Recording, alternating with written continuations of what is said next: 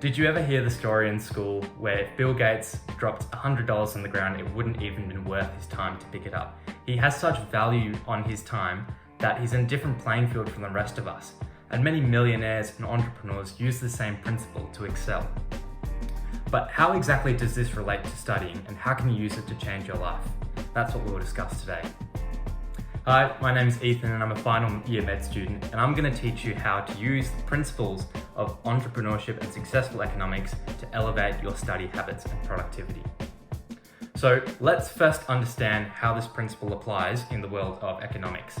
So many successful business people will put a value on their time, how much they can theoretically earn in 1 hour. Maybe it's $50, maybe it's $10,000. And anything below that value, they will not do.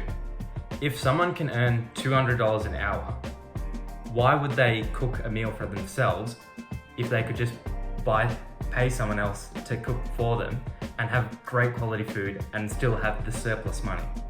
And so any of these activities that they actually do, they do because it's a conscious choice and they want to do them. But it's all because they've put a price, they've put a value on how much their hour is worth. Now, how does this apply to studying? We can do the same thing. But the first step is to work out how much can you learn of a given subject in 1 hour. What is your hourly rate when it comes to studying?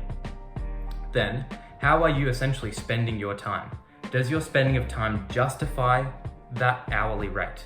Are you learning according to your potential, or are you forced to do tasks where you're actually earning way less and actually stalling out your learning, and that will take more time? It's the essence of saying, my time is worth $200 an hour and I could be working at this job and earning $200 an hour, but I'm gonna do some tasks that, pay me $50 an hour, or I could pay someone else to do for $50 an hour. Now, you can't delegate when it comes to studying, but it's important just to think about it from an efficiency point of view. Because if you really step back and think, if I gave it 1 hour of flow state concentrated work, how much could I get done? And how much would I actually retain from that compared to if I do this for an hour, what's the opportunity cost? As a caveat, you still have to find the time to spend the required currency.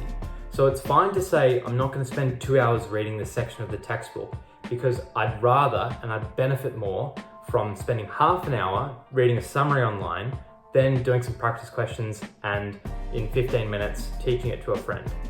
However, you actually have to find the time and make the effort to get that done.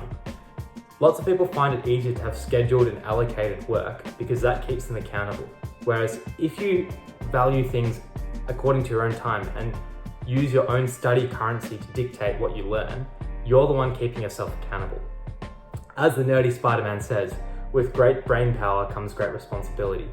So if you're the person who has the discipline, who wants to take the responsibility, then this is a way of maximizing how much you get done with the independent time that you have.